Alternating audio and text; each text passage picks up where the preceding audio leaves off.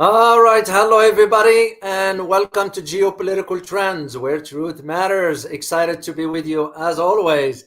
But this evening, because it's 1900 hours my time here, I'm very excited because I have two great guests that you're gonna enjoy listening from them. So I met them personally in China.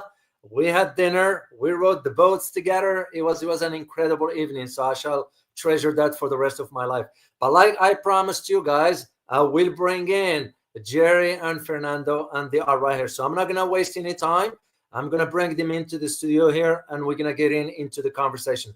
Just prepare your questions for later on if you would like to ask Jerry and Fernando. So, all right, let me bring in Jerry, Fernando. Hello, guys. Good morning. Hi, everybody. Hi. Thank you. All right, good to see you here. I know Fernando is your first time here in my channel here in Geopolitical Trends. Excited to have you here, and I look forward to having you again, of course. Jerry, you've been here before. We're gonna Yep. be continuing all these conversations that we've always had. So, well, anyway, it's so excited to have you here, guys. Especially spending time with you in China was incredible. What I'd like to start with, because we want to get into some conversations here right away, with the changes that is now taking place on the global stage. And since you guys, both of you, each one of you spent over 20 years in China living there, your life is in China now. So where do you see these changes going? Given for us in the United States, we just saw the election of President-elect Trump, who's already promising to crack down on China. Where do you see this one? I'll start with you, Jerry. I don't see Trump as Trump version 2.0. I see him as 1.1. It's very much, I mean, what he's putting together now is very much an anti-China cabinet. I know he's going to have a lot of domestic issues to deal with, but he's very focused on the challenge that he sees China poses to the United States. In terms of what changes we can expect here in China, very little.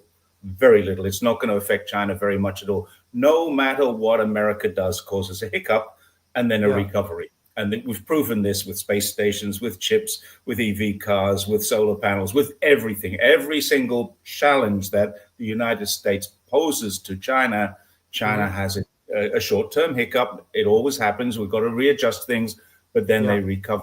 The big thing about China is that the economists are now working. They're doing this as not just a mental exercise. They're doing this as a policy procedure that they're planning on. What's going to happen if America suddenly says, let's go, we're going to decouple from China? Now, of course, that's not going to happen. We know that's the worst case scenario. But if that were to happen, that would affect China's GDP to the tune of about 5%, 1 year's growth. Wow. It will take China 2 years to recover. That's what the modeling is showing right now. All the things that I'm reading, anything from 0.4% GDP to about 5% GDP, 1 year's growth. So China is going to recover. It's already diversified, quite widely diversified. It's selling more to BRICS, it's selling more to ASEAN, it's selling more in the RCEP, and it's not selling as much. Exports to America have gone from 20% down to about 12%. And if they suddenly stop altogether, that is going to be a hiccup. It's going to hit the GDP, it's going to hit the economy, it's going to hit the people, but it's going to hit America a lot harder because every single thing that you have, that you're wearing, that's on the wall behind you, that you're sitting on, has some part of a Chinese supply chain in it. And that is what they really don't want to do. So worst case scenario, it's going to hurt America a lot more than it hurts China. It will hurt China, but it will be a short-term hurt, and it will be recovery within, the modeling says, within 2 years. Interesting. Fernando, how do you see it? Well, first of all, thank you for having me on the show. It's a great honor to be introduced to your audience. Of course. Like Jerry says, he always says the thing that destroys your thumbnail and your title is not really 2.0, always 1.1. And perhaps we could start by revisiting some of the things that took place during Trump in his first administration. Started with receiving a phone call from Tsai Ing-wen from Taiwan and breaking protocol from 1971 on his election. He went on to ask Canada to capture Meng Mhm. Wanzhou, put sanctions onto Huawei, without actually asking Canada to capture Michael's power, who was actually dealing with North Korea and other sanctioned countries. So there's the duplicity. They went on Yeah, to, well, the 2019 Hong Kong riots, all these under Trump. So this is why 1.1 rings true. Um, he went on to call it the China virus when we got COVID in 2020. Now he's calling for an investigation of Bill Gates and Fauci, which means it wasn't really the China virus, but all the damage was created, all the anti-Asian yeah, hate was sparked with him. Um, he also initiated the China Initiative that saw Franklin Tao and Gang Cheng going to hmm, prison and going through a lot of trouble because of his agenda. He also started in 2017 the ramping up of the Xinjiang narrative, which is something that we want to talk about yeah, quite a lot since me and Jerry have been there several times for very, very extended periods of time. Um, and by 2020, Pompeo decided yeah, to delist ETIM. And he ended up with, well, tariffs. So I don't think it's going to be any nicer to China in his yeah, second time around. I think that he's going to continue doing what he has been doing because that's the way he sees he can make China suffer and America great again. Important to notice that during his first tenure, he actually took a step back from a lot of international organizations. He proposed to defund the WHO during hmm, COVID. He went back on the Paris Accord. He removed the Trans Pacific Partnership. He actually removed himself from UNESCO and yeah, from human rights, United Human Rights, and the Iran nuclear deal. So what I see him doing this time around is nothing too different. We see him already talking about, hey, NATO, what's it going to be? How are we going to yeah, deal with you?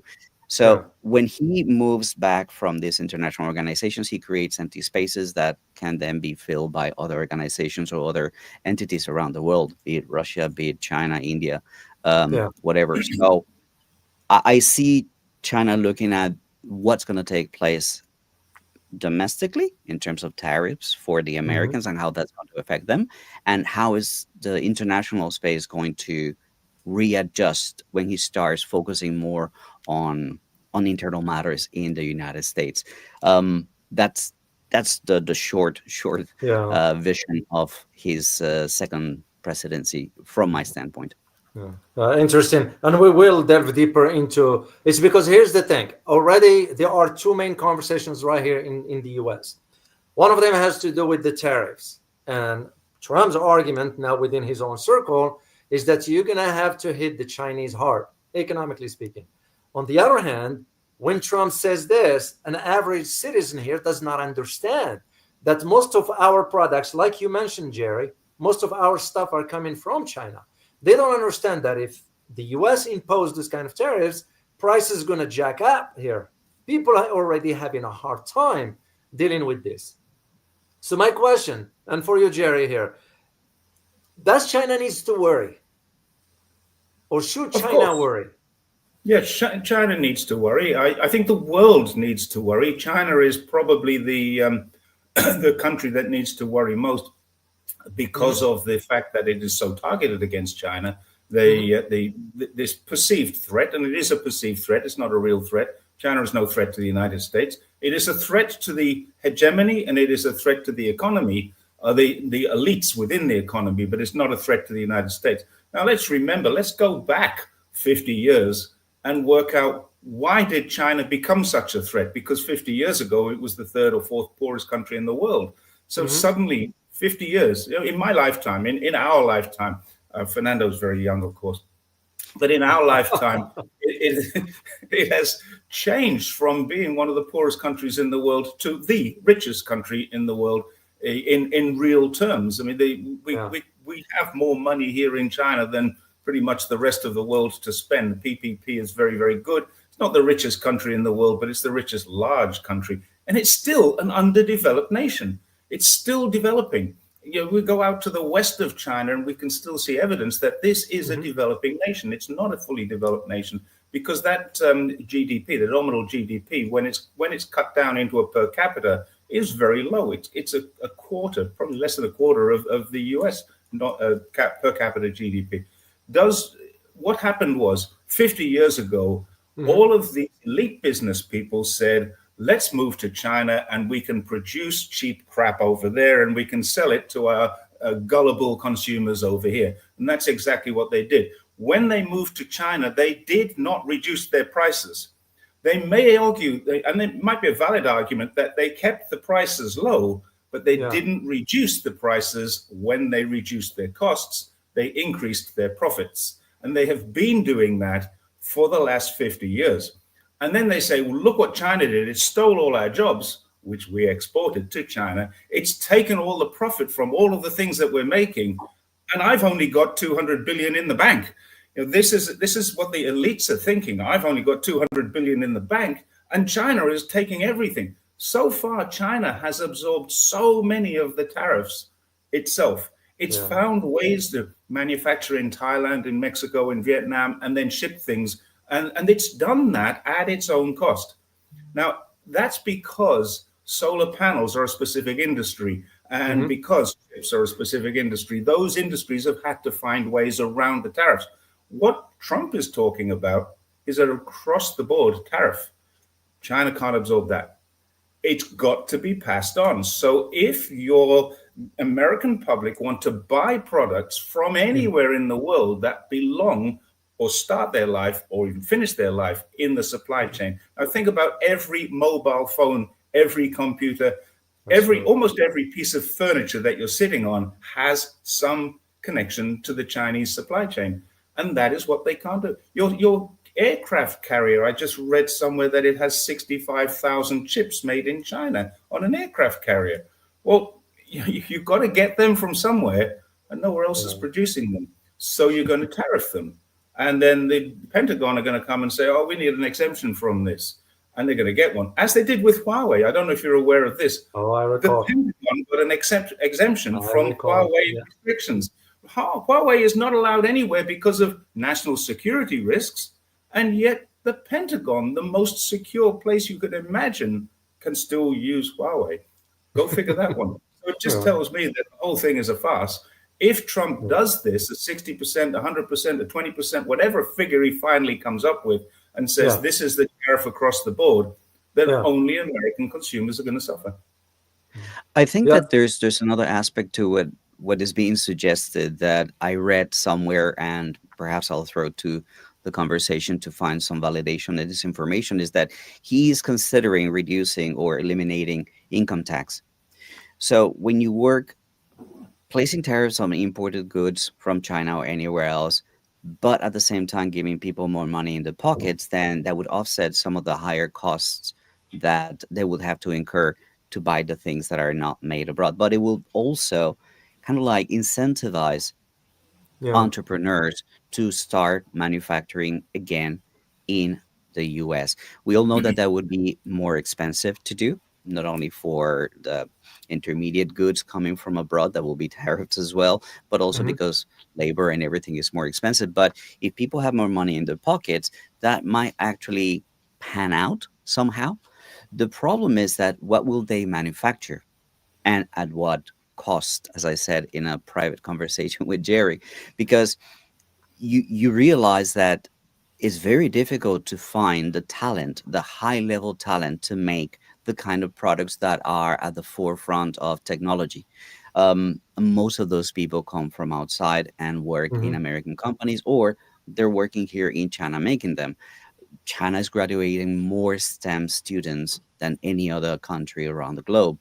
So, how are you going to be at the forefront of technology and manufacturing and production when your population is so busy with making a quick buck and trying to make ends meet, and not many people are actually able to read higher than an eighth grade? I think it was 50%, if I'm not wrong. Jerry could Sixth grade. correct me.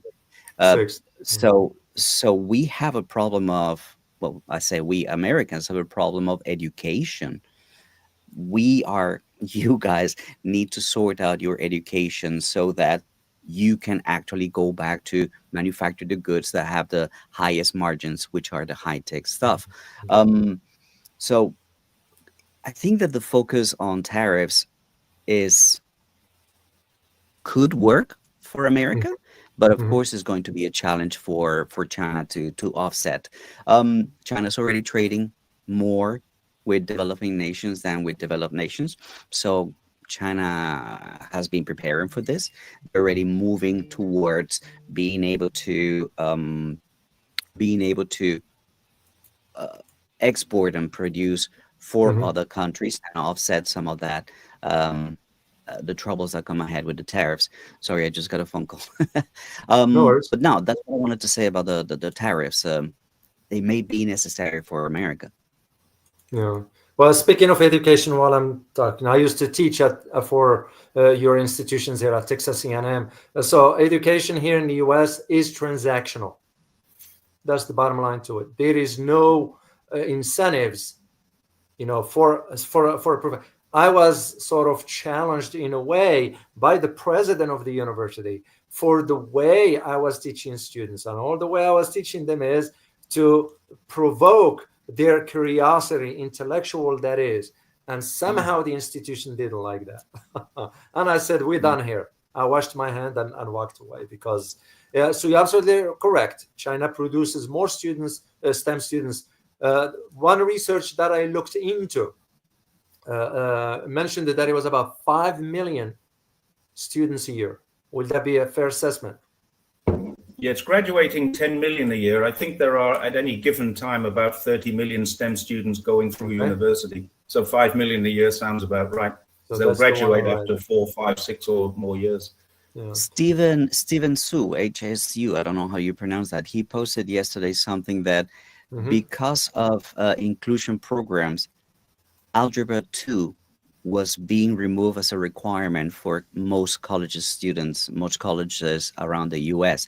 Even high-level college students do not have to take Algebra 2. That's just basic quadratic equations and graphs and whatnot. I mean, if you're dumbing down your education to that level, how are you going to manufacture, I don't know, high precision stuff? And do you know what I'm saying? You need that resource. It's not just money and policy. Is you need the human resource to be there. But when it's so easy to make money on OnlyFans, when it's so easy to just be a YouTuber and cause nuisance around Asia, like some of these YouTubers, why would you go through the trouble of burning your eyelashes and going to college and university and working hard and becoming the best you can be? Why? Very, very interesting. Let me move to asking each one of you a question that I believe my audience will really be interesting to have your take on it. And I'll start with you, Jerry. This one has to do with the progress that China has achieved in the last 30, 35 years. So you've been in China for over 2 decades plus, right? Yeah, so 20 years, yeah. How can you assess, how do you see, in your opinion, how was China able to achieve that progress? What contributed? It invests in itself. It's as simple as that. China invests in itself in more ways than one. I mean, it invests in the infrastructure. Just before we came on the show, well, let me give you an example. My wife, when she was a child, she grew up in this city in Zhongshan, and it's 70 kilometers from Guangzhou. When she had an uncle and cousin who lived in Guangzhou, and when she went to visit them, it was an overnight boat. That was the way to get to Guangzhou. You took a boat, and it took overnight. So we get on the boat, up the river overnight, get off in the morning. And she said, I remember we used to have a bed. It was like a bunk in a room with 6 or 7 other people, mostly strangers. And that's how they got to Guangzhou, an overnight ferry to the port in Guangzhou from the port in Shaolan, where she grew up. Shaolan is a part of Zhongshan, the city. It's actually in the northern part of the city. So if it was coming from here, it would take an hour or so longer. And now it takes 27 minutes. You get on the fast train And it takes me 15 minutes to get to the train station. It takes 5 minutes to go through security, get my tickets checked, and then I'm sitting on the train. 27 minutes later, I get off the train in Guangzhou. For when I first came here, and we're going back to 2004, I arrived through Hong Kong and flew into Guangzhou, which was a very strange thing to do. And it took 2.5 hours to drive back to the school. Now, if I want to go in or out of Hong Kong, is a 90-minute ferry, or now I can just get on that bridge. And I was not recently, 2019, the last time I did this, I came from overseas through Hong Kong.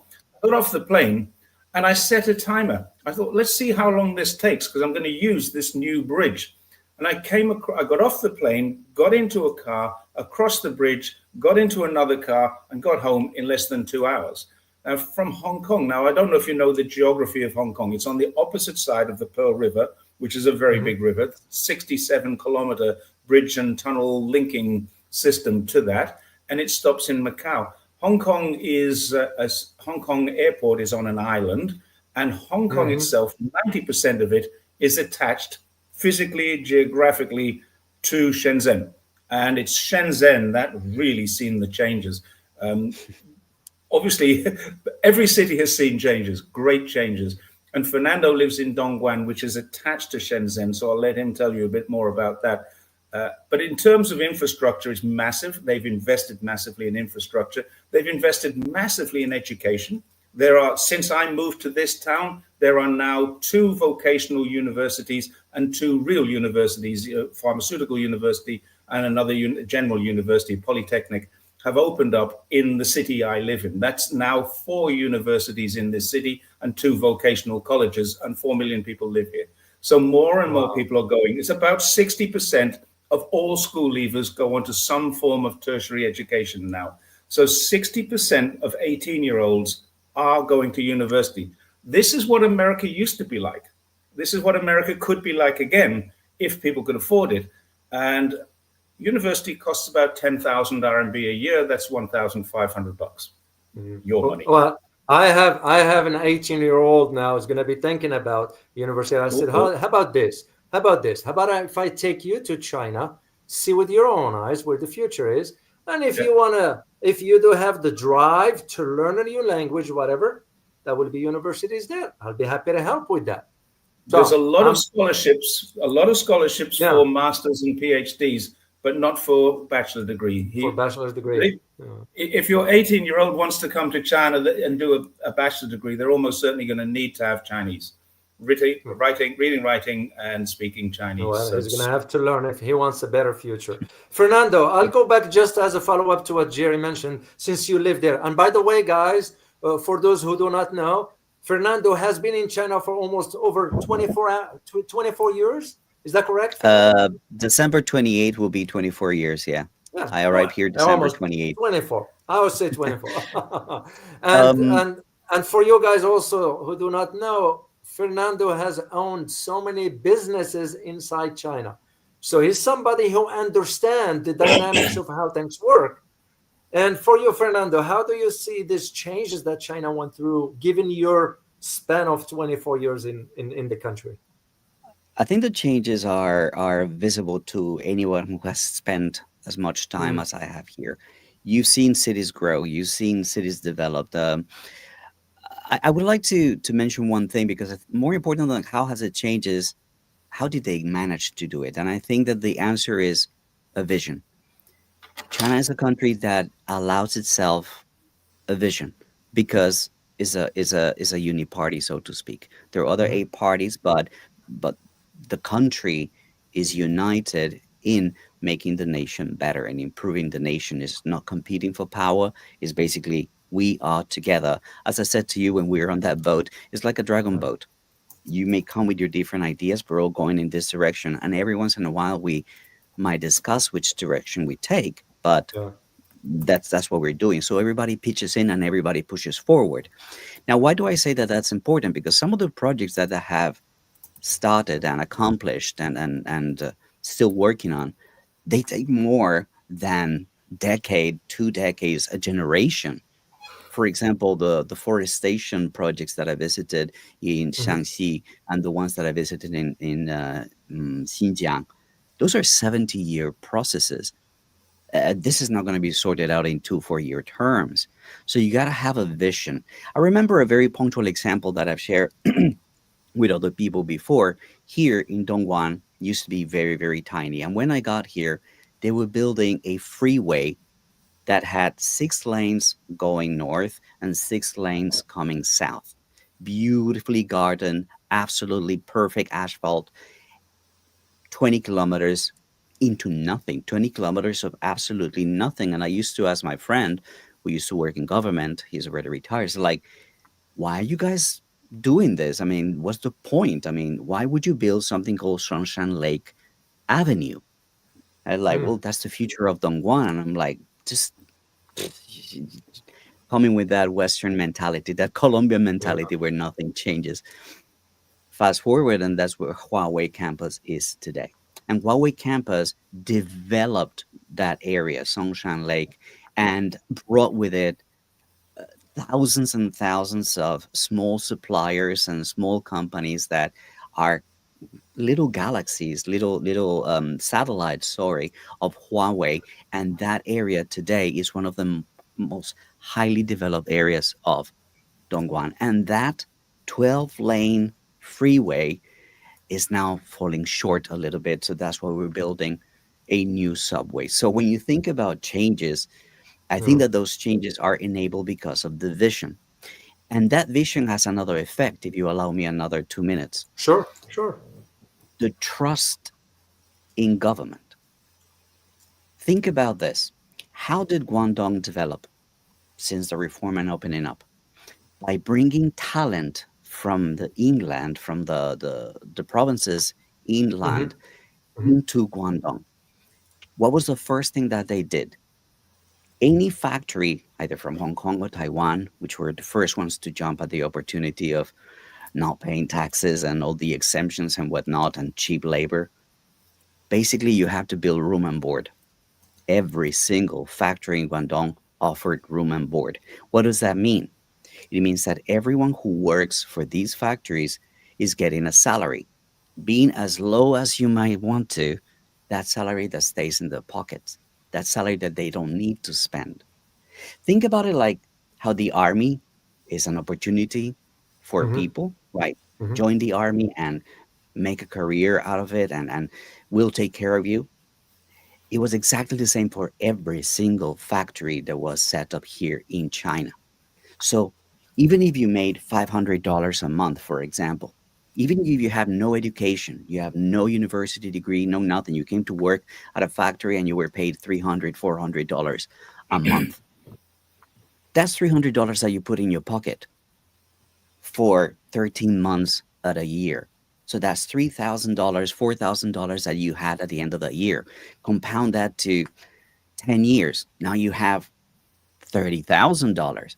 Now you marry with somebody who's been doing the same. Now you both have 60,000, and you have experience working in manufacturing. You have received training, which is something that these factories did. So you learn some English, or maybe you learn some new skills, and now your salary is not 500. Your salary might be $800 or $1,000.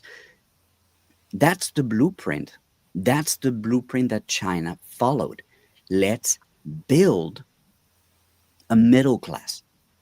Let's build the infrastructure so with the little money that these factory workers at the end of a decade had could buy an apartment. But now, since we have highways, since we have subways, since we have shopping malls, the value of that property is going to increase. And now they get some money that they can go and buy another apartment and start growing. It was really people trusting the blueprint that the government presented for them and the willingness to. So people might say, people in China have no freedom. No, I think that people in China trust the blueprint that's presented before. Fast forward 20, 30 years, and you have the largest middle class in the world. That's how I explain it to people.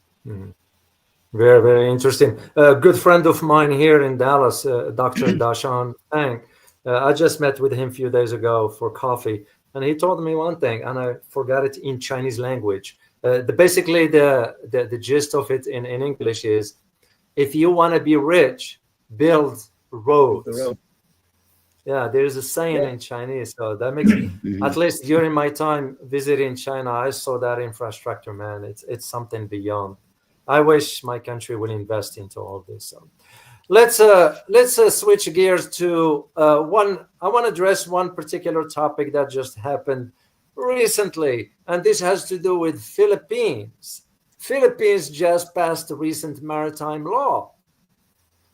How that's going to now shape the relationship between Philippines and China regarding the islands? I'll start with you, Jerry. The Philippines probably need to look back in their own history and see how long they've actually been a country and where the United Nations draws their borders, and it's around the Philippine Islands. Let's be honest. I mean, there's a lot of legislation that needs to be considered here, and a lot of misunderstanding about what UNCLOS, the United Nations Convention of the Law of the Sea, which America happens to be supporting, but without ever ratifying. So America doesn't care about UNCLOS, but it suddenly says, "Oh, look, UNCLOS says that Philippines has got this." UNCLOS does not say this at all. UNCLOS says that we'll discuss things like the waters and the passages in the waters, but it's the law of the sea, and it does not discuss sovereignty. So there's that. If we go back 70 years, there was no such thing as the Philippines as a country. It was a colony of Spain. It became a colony of America. It became an occupied territory of the Japanese Imperial Army. And effectively, after the war, the Philippines really became what we now know as this collection of islands. That's the Philippines as an independent country. Independent is a very broad word as well, because it's not very independent at all. The bottom line here is China has already said what they think. This is spurious and it's ridiculous and it just won't hold water. It's as simple as that. It's not going to hold any water. What it is doing, what America is doing, is pushing for one last poke in the eye during the Biden administration and setting the scene for the Trump administration to come in and say, well, the Philippines are being bullied by China. Not so at all. Many people say this. The Philippines are being bullied by a bigger neighbor. This is not true. Now, if we're talking about property and people say, oh, but look at where this island is or this shoal is. It's closer to the Philippines. Yeah, but it's also close to Malaysia. It's close to Vietnam. Taiwan lays claim to the same places. How is America going to reconcile its relationship with Taiwan and its relationship with the Philippines when they're both claiming the same islands and America has to support one or the other? So really, if Taiwan claims it, then it's Chinese. We accept that because there is one China. The United Nations says so. So, I mean, there's so many different things that need to be put into an order. I saw Arnaud Bertrand put a brilliant thread out which laid out all the different clauses of different regulations and different rules. And basically, the bottom line is those shoals, historically, geographically, politically, economically, they are inside of China's territory. There used to be an 11 dash line. There's now a 9 dash line. And we'll get people argue it. But it's really going to be up to the courts. And it should be, as it is with Malaysia and China, as it is with Vietnam and China, as it is with Brunei and China. There's lots of disputes going on. But we're only seeing the disputes between China and the Philippines, and only because CNN are there to show it, or the BBC is there to show it. What's really going on here?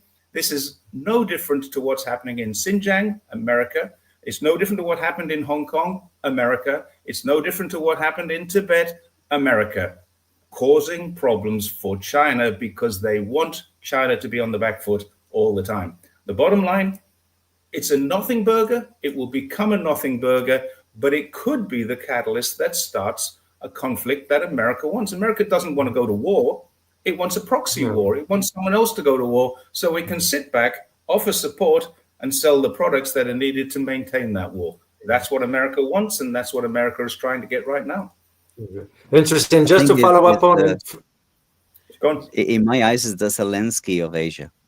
Yeah. It is the perfect person to manipulate with all his legal problems in America, with the fortune that Yeah. is hanging on a thread.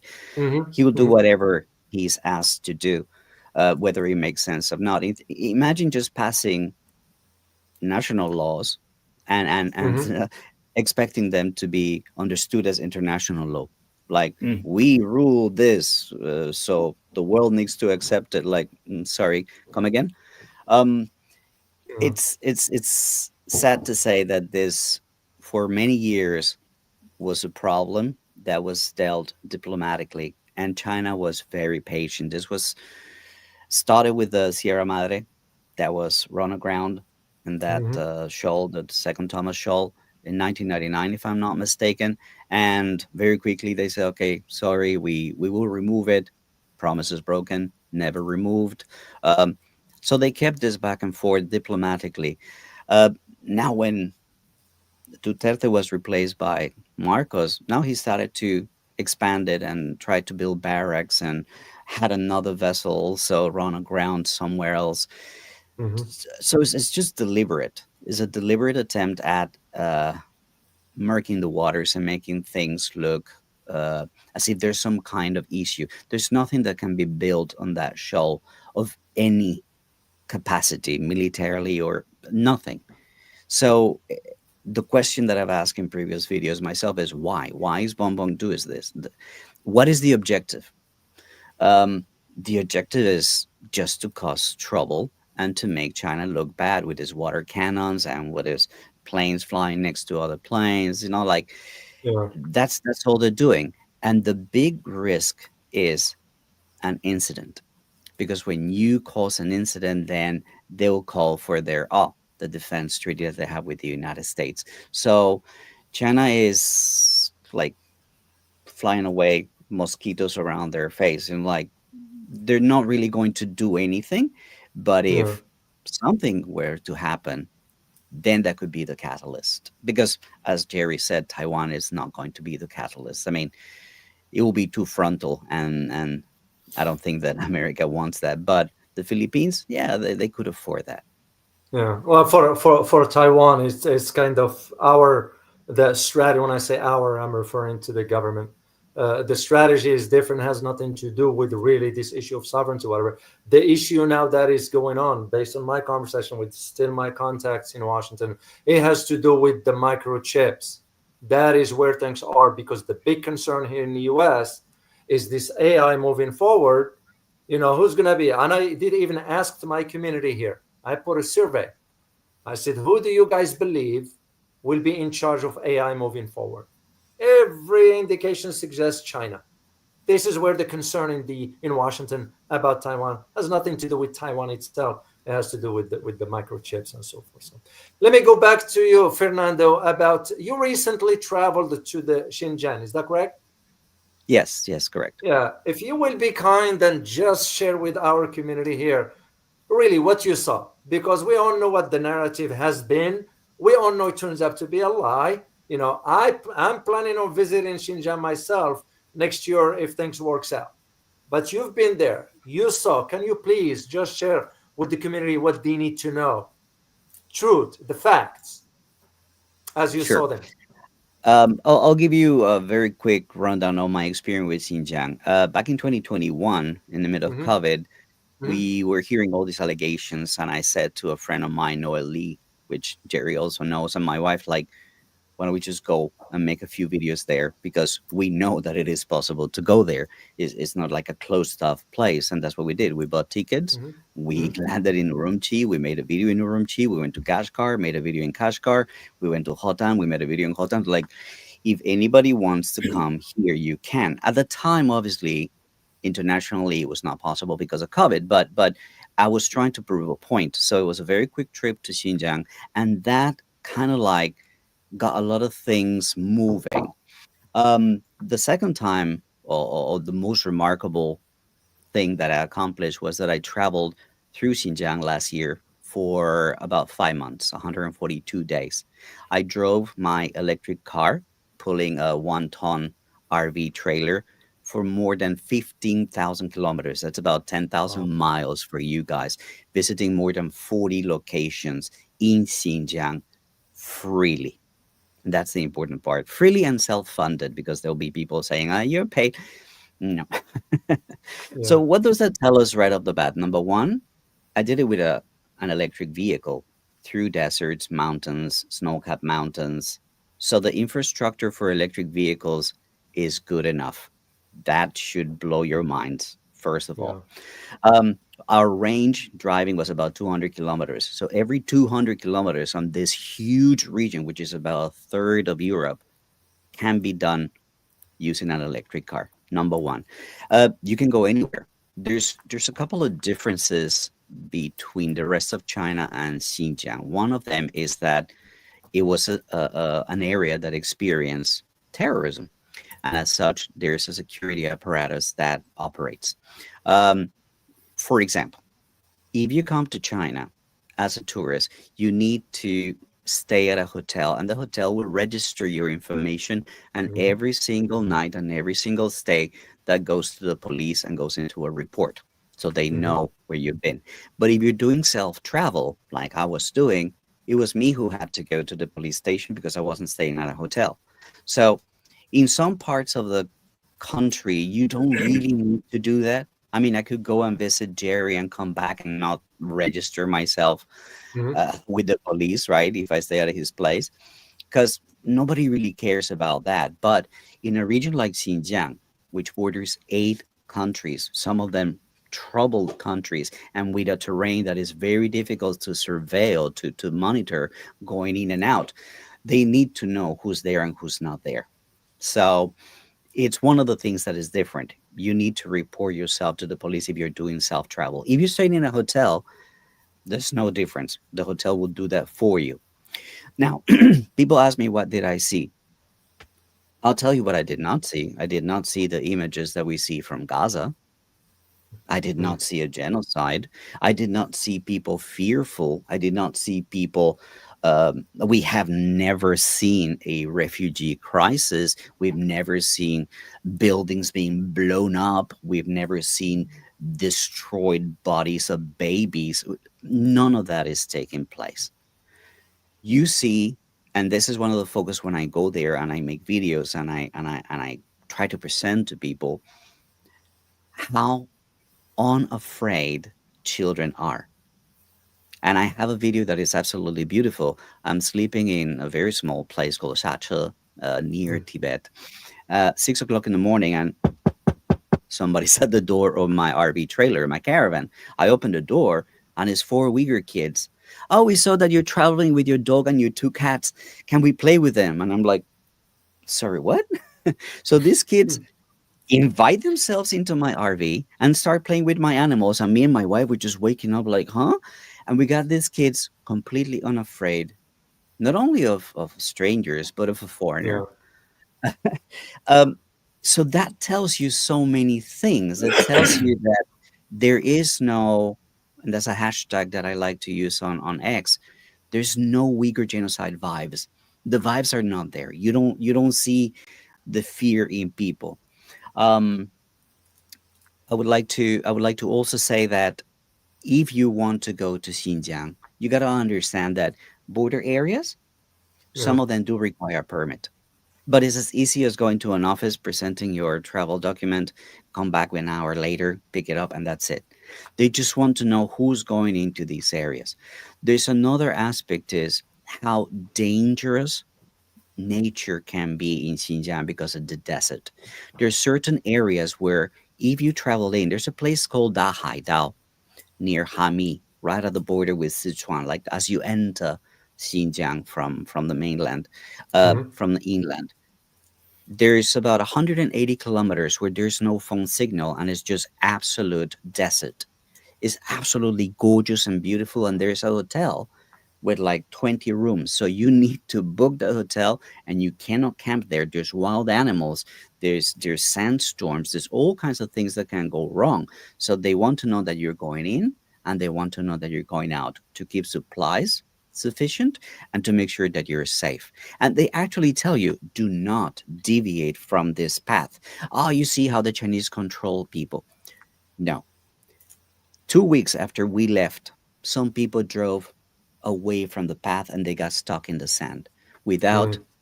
sufficient water, without a phone signal, they cooked themselves to death.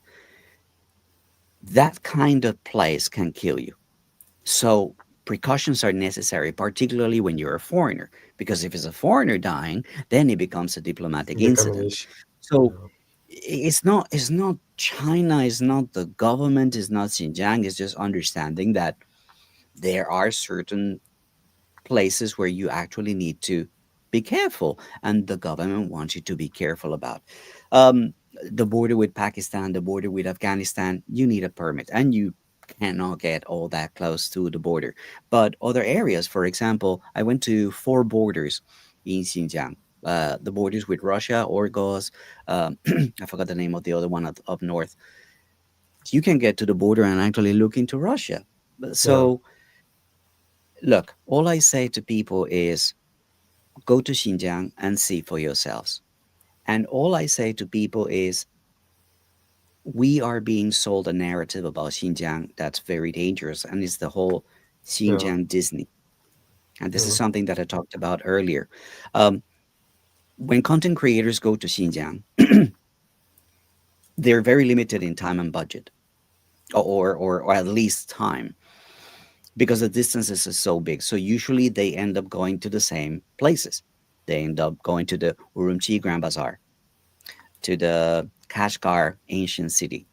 They may go to Hotan, the night market, and you end up seeing the same places. So these three-letter agencies are saying, and others like in Australia, ASPI and others, all you see, that's all you can see in Xinjiang. I'll share with you my map. I'll share with you my 15,000 kilometers, 40 plus locations. That is not true. You can go anywhere. Unfortunately, some of the things that you see Yeah. is what people are showing, which is what their constraints allow them to show. Yeah. There's also the side of media tours, but maybe we talk about that a little bit after Jerry gives his experience because his is way more interesting than mine, I think. Yeah, sure. I doubt. Well, a lot of people do not know about Shenzhen. I mean, I remember back in the day when I used to go to Afghanistan. Even back then, I was aware of the geography of the region and why we had to do what we had to do in Afghanistan, and why we had to create what created in Shenzhen. It's because of the concern about the BRI at that time, because the 8 countries that surround the whole area, the neighboring countries, that was our objective, long-term thinking. You have to create an issue here to prevent. So let's hear your side of it, Jerry, before I move to the next topic I'd like us to address. Yeah, I think what a lot of people don't realize, Xinjiang and Afghanistan share a border. Yeah, And yeah. this is something most Americans don't know this. Don't know. America was at war in Afghanistan, and part of the borderland of Afghanistan is Xinjiang. That's something that Americans don't seem to understand. We were at war right on the border of China, and they didn't know that because they didn't realize that Xinjiang was such a close border. And the Yeah. Eurasian Economic Union, which you just mentioned, the countries around Kazakhstan, Tajikistan, all the Stan countries, the Eurasian Economic Union is huge and developing and very friendly with China, and Russia is part of it. And as recently, about a year ago, invoked a free trade agreement with Iran. Mhm. So you can Mhm. see why America is worried about that region. The Belt and Road goes straight across Goes through. Xinjiang into the Eurasian Economic Union. So that's the geopolitical aspect of it that causes America so much concern. My experience is very different to Fernando's, but I haven't been to as many places or spent as long there. I cycled across there in 2014, myself and a foreign friend, just two foreigners, entered through a place called Shinshin Sha, and we cycled about 3,000 kilometers across to the border of Kazakhstan. And that was riding from the border of Macau to the border of Kazakhstan as a kind of a bicycle ride for charity. This is not motorbikes. This is pedal power. I lost 20 kilos doing it, and I looked a lot thinner and better than I am now. Still have gray hair. You still look good. You still look good, Jerry. Yeah. So what I saw in 2014 defied the narrative. And in those days, I was not geopolitical at all. I was not on social media. I wasn't doing it for social media. I was just doing it for a charity. We raised money for a disabled association here in Zhongshan. And I regret this, that the times that I cycled through, I didn't have my geopolitical brain in gear. And I was cycling. It was a cycling trip, simple as that. And it wasn't until 2020 that I started on Twitter. My account says 2015, but if you want to scroll all the way back to the very beginning, from 2015 to 2020, I had 2 posts. From 2020 or late 2019, I started posting stuff about my bike riding in China because I was bored. I'd retired in 2018, and I thought, well, what am I going to do? Let's see if I can get some interest going in this and maybe start, maybe a career as a vlogger or something. I wasn't really planning very much. I just wanted to kill time. And people started telling me, but you can't go to Xinjiang. Well, you can. Look, here's pictures of me. We literally camped in the desert, the places where Fernando couldn't go to because his car was a different story. We were cycling, and when you're cycling, you only do 100 kilometers a day. You can't do 180 kilometers, but some people can. I can't. I'm not going to try and do 180 kilometers in a day. I'm going to cycle 100 kilometers, and I'm going to find a place to camp. Then I'm going to cycle another 100 kilometers and get out of this stretch of the desert. And we did that. We crossed the Taklamakan on bikes. And we did it again in 2019 with my wife this time. So 3 of us, 2 foreigners and a Chinese lady. We flew to Urumqi and then we cycled back. So we didn't go all the way to the border this trip. So overall, I think I've got about 5,000 kilometers of cycling in Xinjiang. And I have absolutely no evidence. Now, people say, but you can't have seen everything. You can't know. You're just an observer. I have a master's degree in cross-cultural change management. I understand behavioral psychology a little bit. No expert, but I understand it. I was 10 years a police officer. I understand what oppression looks like. I was part of it. In the United Kingdom during Margaret Thatcher's era, people were getting oppressed, and they were getting oppressed by people like me, which is part of the reason why I'm no longer a police officer in the UK, that and my age. But I left after 10 years because I was extremely uncomfortable with the way my job was developing. And I'm the grandson of a coal miner, and I was a police officer on the miners' strike, which, if anyone knows their history, will know that this was a pretty serious event in British industrial relations history. And I was on the wrong side. Mentally, I was on the wrong side. And in reality, I was on the wrong side. Historically, it's been proven I was on the wrong side. But this is a different story. I do know what oppression looks like. So when you cycle around, and my experience, we'd be invited into people's homes. We were given free meals. People who are oppressed don't do that. They hide from you. But they didn't. And that tells me that the narrative is wrong. Now, yeah, you're right. I couldn't have seen everything. I didn't talk to everyone. But, with my background, with my experience, with my knowledge, wow, I actually do know what's going on in Xinjiang, and it is not what the Western media portrays. I need to say something here. There is somebody commenting in the chat, Kakak, who says the following. So Fernando was told where to go and where not to. Listen to me. No. Go F yourself. Yeah. I would arrive to a place, and I would then go to the police. I did not need to tell people where I was going. I did not need to tell people what I was doing. I apologize to your audience. No, let me see who this. Oh, no, I would agree with that. There was one time where the police said, you shouldn't go down that way. You should go this way. And we said, why? It's because there's 2 mountains that way, and this way's flatter. It's 5 kilometers longer, but it'll get you to the same place. Well, thank you very much for that advice. And we checked on Google Maps, and he was right. It was much hillier that way than it was the flat way. Yeah. Karakolak is a follower of my channel here, but sort of they understand. He doesn't know how things work. He doesn't know. My experience and Jerry's experience. But also my community are very respectful. And remember, guys, those are my guests here. So I would expect a proper way of addressing my guests. So to anybody. And you guys know me, I don't sugarcoat things. So that's where I will leave it for now. But I do know Karakolak has been an avid supporter of the channel. Uh, so it might be some It will be misunderstanding here. interesting to see what that person says, Karakulak, when you go to Xinjiang. If this person's a Yeah. follower and trusts you, it Yeah, would yeah. be an interesting aspect. And it would be nice to see an apology from people when they do find out the truth. We never get those. We Yeah. just Yeah. get called liars. Yeah. Look, there's somebody a few months ago that started hitchhiking through Xinjiang. Yeah, Yeah. Mike. Oh, I was Karakulak, aware. I go was aware of that one, Fernando. I was made aware of that individual. make sure to go watch his videos and see if he's Yeah. telling people where he's going. Yeah. As I said, apologies. Yeah. It's just that we are the subject of so many attacks, people putting words in our mouths and people saying that we're paid or that we're, and that gets old very quick.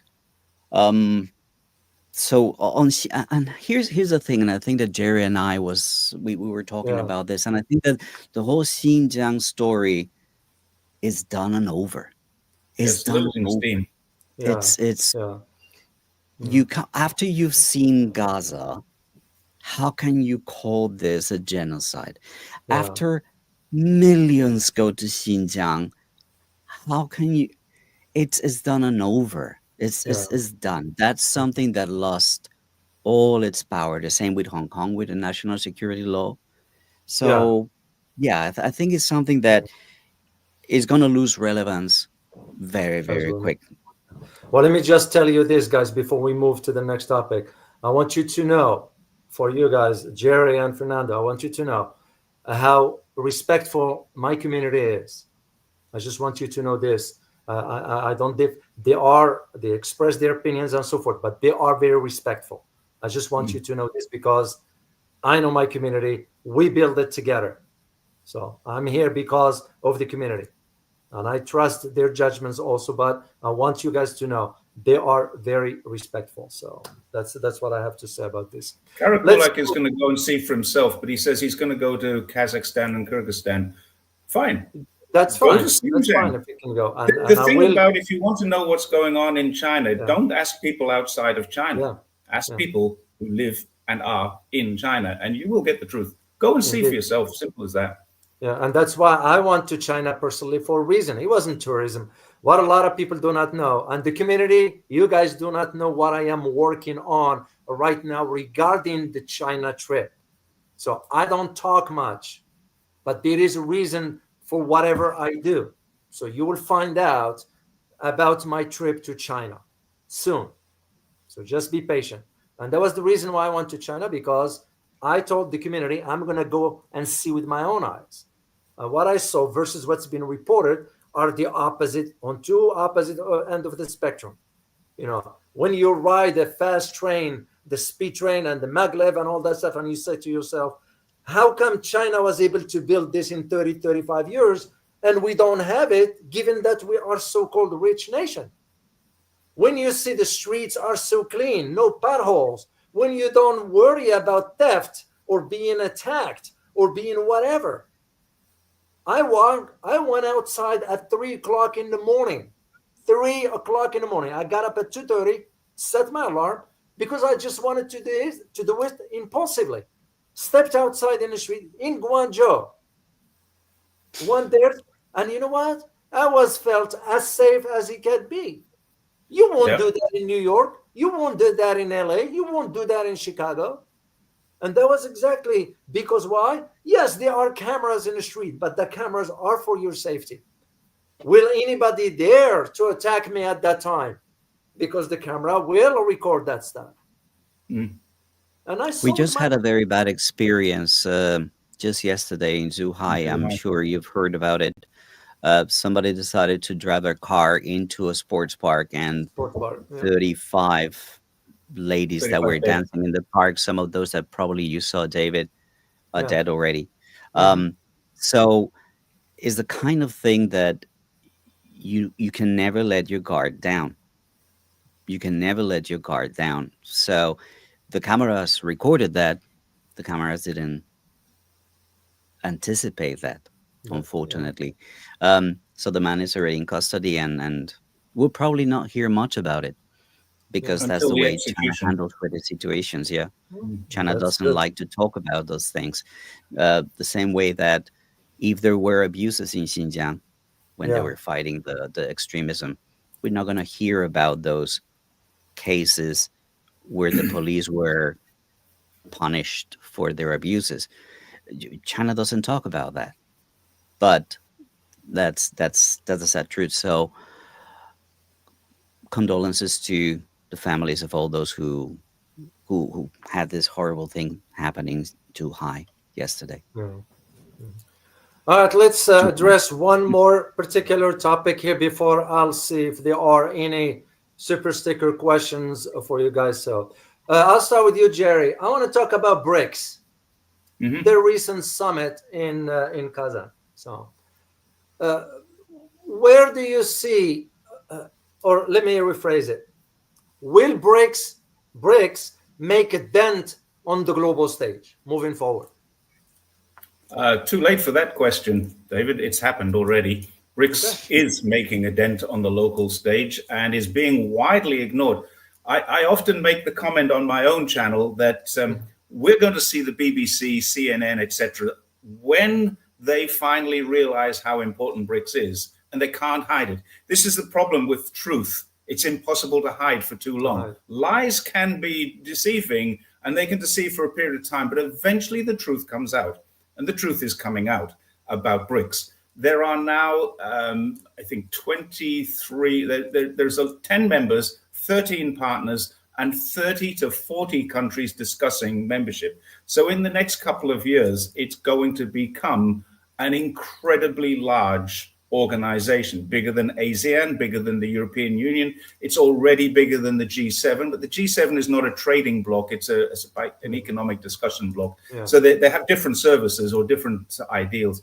Now, what's also happening with BRICS that a lot of people don't seem to realize is that it's only the developing world. It's America can't join BRICS. The United Kingdom can't join BRICS. This is for developing nations to come together. So this is the term that's now being used is not the global south or the underdeveloped world or the third world. It's now being changed into the global majority. The global majority are already benefiting from what BRICS can do. BRICS will never, I don't think BRICS will ever create a euro type currency for use within its group. What it will do is it will create a system whereby local currencies or any currencies can be used. And that system already exists. There's a digital part, mBridge, which is kind of BRICS, but it's not BRICS. And there's also the ability within, and China has done this with Brazil now. There are no US dollar transactions between China and Brazil right now. So this is an interesting thing. And it's all connected, all of these smaller countries. So, for example, why would Kenya, when it deals with Sudan, need to buy US dollars to buy something from Sudan? And that's what they're saying. Why can't we have, and this CIPS system, which is like a SWIFT system, it's a cross-border currency exchange, is coming in, and it's instant, it's free. So SWIFT is not instant. It takes several days sometimes. I had money transferred from Australia to here. It took 5 days. It left Australia. It took 5 days to arrive in China. And then China gave it to me and said, it only arrived an hour ago. So I got a message the moment it arrived. So it's not like China kept it somewhere in the system. And this was quite a large amount of money. This is my superannuation. I'm only an individual, but my superannuation is now in Australia, from Australia into China. And for 5 days, several $100,000 was locked away somewhere and missing. Who had that, and what were they doing with that? Now, I'm only a tiny little part of SWIFT. We're talking about billions and billions, and probably trillions of dollars a year going missing for several days while somebody works it on the short-term money market. And that's really what bothers me personally, but it also bothers BRICS members. They can now do international transactions immediately. And now we've got some countries transferring money on WeChat. This is happening in Africa right now. People are placing orders. Now, it's not big yet, but it's going to become bigger. Placing orders in Africa for stuff from Guangdong and paying for it on WeChat, which means it's being used in RMB. So that's another thing that Trump has already said. Anyone not using the dollar is going to get sanctioned, tariffed, restricted, whatever. I think he's talking tariffs if they're not using. So Brazil and America are just about to come to loggerheads. Now, our leader, our great leader, Xi Jinping, will be in Peru and Brazil this week. Peru is an interesting one because he's going to inaugurate a new port. And that port, this is really where people don't realize how important this is. That port allows products from Brazil to arrive in China 15 days earlier than they used to. Again, this is not being reported in the West. So the BBC, CNN, and all of the rest are going to say, China's been secretive. China has lacked transparency for many years. No, China's been telling everybody in the world this. They're just refusing to report it. And now they're going to have to admit that they refuse to report it. And they will lie about that. They will misinform us and tell us that China was secretive, Brazil was secretive. There's nothing secretive about this. Read the State Council Information Office. The party secretary of Chinese Communist Party is in Cuba at the moment meeting Cuban leaders. The leader of Peru was here. Italy was here. Indonesia was here. We're not hearing any of this in Western media. We're hearing it in Chinese media. China is not lacking any transparency at all. It's exposing this to the world, and the world are refusing to report it. So people are living in, I would say, willful ignorance because they're not looking for the information. They're being fed information, and what they're being fed is secretive. It's lies by omission. So BRICS is very important. Yeah, so interesting. I just read this morning that a statement from the Trump circle regarding the Monroe Doctrine. And this one pertained to the port in Peru. Yes, so they don't like the port in Peru. It's in their backyard. Yeah, I can only imagine. So Fernando, you are familiar with the visit of Prabowo of Indonesia, who received a state visit. That was a great honor. I watched the whole ceremony from the beginning to the end, even though I didn't speak Chinese, but I was able to. But for them to roll out the red carpet for Prabowo, what does it mean, economically speaking? I think that you can see how important it was when he actually called Trump to congratulate him, and Jerry made a post on X earlier saying like wasn't much discussed in that particular call, and probably Trump didn't really know what the accomplishment had been, but they had to make the call. Listen, it's just the Southeast Asian region, ASEAN, all these countries understand the importance of sticking together to have a fighting chance against the hegemony and the control from the West. So there's a lot of cooperation. There's a lot of development taking place in Indonesia at the hands of Chinese corporations. There's a lot of investment in Indonesia. So why wouldn't he be welcome with a red carpet? Indonesia is a very fast-growing country, a lot of young people, a large population, which is something that is important for China as well with its aging population. So Africa, Indonesia, youth, that's important for them. So I don't think that many people need to question the reason why he was so welcome, because he is important for China. So there's that. But I think Jerry had a little bit more insight into that as well. What do you think, Jerry? Bandung. Again, it's another thing that people don't realize how important it is. 70 years ago, next year, Zhou Enlai went to a conference in Bandung in Indonesia. Now, I would suspect that Indonesia and China would have been planning, and this was part of the reason for him to come here, was to plan and discuss what are they going to do to celebrate this? Because what this did, and we're going back 70 years, what this did was Asia at the time was living in a very, very real and mortal fear of the domino effect of communism. And Mao was extremely strong and quite belligerent. I mean, he never attacked anyone, but he was extremely strong and forceful about how China was going to grow. And I mean, a lot of people didn't believe that at the time, but there was a lot of fear about what China could do. And this is what started the Korean War. This is what started the Vietnam War, stopping the domino effect. Well, the domino effect was never real. It was a perception that America invented. Now, think about this. If people want to become communist, why can't they? Why shouldn't they become communist? Isn't that what democracy is about? Why can't we be democratic communists? If it's what we choose, then why is it wrong? Why do we need to have a war to deliver democracy? Because that's what the people want. Do the people want war? No. So what happened in Bandung 70 years or 69 years ago was China, Zhou Enlai attended, and everybody expected a bombastic, belligerent report from him. And he was extremely conciliatory. And he put forward 5 pillars for peaceful coexistence. And everyone at Bandung at the time went, thank God, we don't need a Korean War. We don't need a Vietnam War. And America said, yes, we do. They were not really involved in this. This was Asian countries who had this terrible fear of hegemony from Russia, from America, and from China, suddenly realizing China was not the threat that they were being told it was. Because the 5 pillars are very, I've got them written down here, just in case I got them wrong. Mutual respect. Nothing wrong with mutual respect. Non-aggression. China still has one of the 5 pillars is non-aggression. They're not an aggressive country.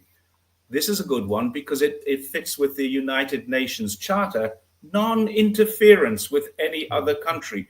And to this day, China has never interfered with another country. It operates inside of other countries with permission. It has military in the United Nations. It has military in Djibouti, the only place it has a base, with the permission and with the cooperation of the rest of the world, because they were overcoming piracy there. So that's not an interference. That's a welcome addition to a security situation. Equity and mutual benefits. What's wrong with mutual benefits? And then peaceful coexistence. That's the 5 pillars for peaceful coexistence with other nations that China put forward at the Bandung Conference in Indonesia. And that was 69 and a half years ago. In about 6 months' time, there will be some kind of celebration to reiterate China is still adhering to those 5 pillars. They're celebrated every year. There's just every year a celebration of these 5 pillars of peaceful coexistence. Yeah. Well, China has never changed its stance. It's never said, oh, we're going to eliminate the non-interference, or we're going to eliminate the non-aggression, or we're going to eliminate the mutual respect. China still adheres to all of those things. And if you read anything at all put out by the Chinese government, you can see these 5 pillars through it. Whenever they interact, even when they're interacting with some degree of assertion, which the Americans call aggression, for example, in Alaska, all they said in Alaska when Blinken got his dressing down, all they said was, stop interfering, stop disrespecting us, stop treating us as unequal partners. This is what it is. This is what China are doing and have done for 70 years. Under Mao, Zhou Enlai took things forward. Yeah, very interesting. How is that going to change? How is that going to change when Rubio becomes the State Department? Oh, that's another. It's going to change China's stance. It's going to change America. That's going to change America's. Well, in fact, no, that's not going to change. Where are they going to meet? Yeah. Let's just. What do the Thai say? Same, but different. Yeah.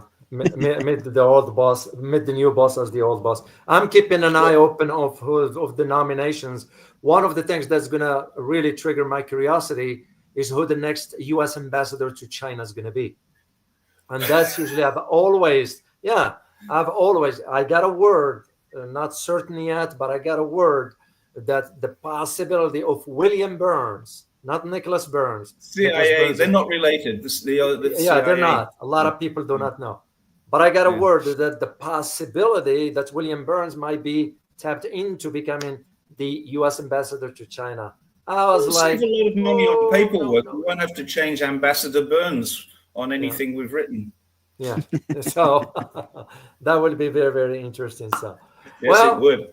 it was, yeah, I'm keeping an eye open on all this because that was part of always watch this kind of developments to see where things are going to go. So it's a very, very interesting conversation. I can't thank you enough, guys, for being here. I'd like to do this again some other time, whenever your schedule permits. Now, I'll turn to you, Fernando. Where can my community find you? Well, I am moving away from my original channel. YouTube is not. It's really basically put it under his thumb. So I'm starting something new. It's a YouTube channel and a website called mediawithoutmeans.org. So that's where I'm going to be putting a lot of my content.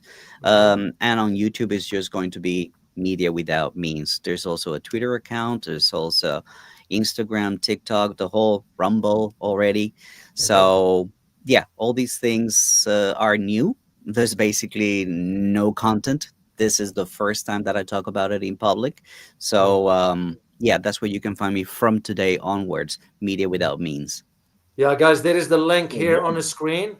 Check it out. Sign up for it. Believe it or not, I took a look at it this morning. I checked it out. That's usually how I do things. I check things.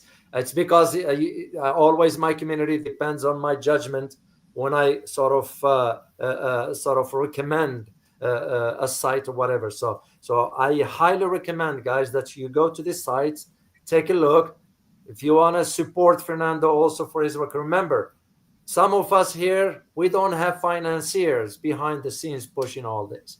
So it's all your decision. But here is the link over here. So same thing for you, Jerry. Where can my people find you?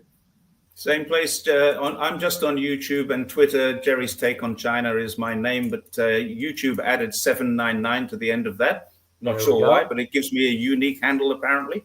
So yeah, Jerry's Take on China is 799, and I'm on. I've got two Twitter accounts actually. One is called Jerry's China, and the other is Jerry's Take on China. Initially, the plan was one would be less political than the other, but that's very difficult to do in China. Of course. I have tried. It's just not possible. Every time I move away from politics, someone comes back and says, but what about?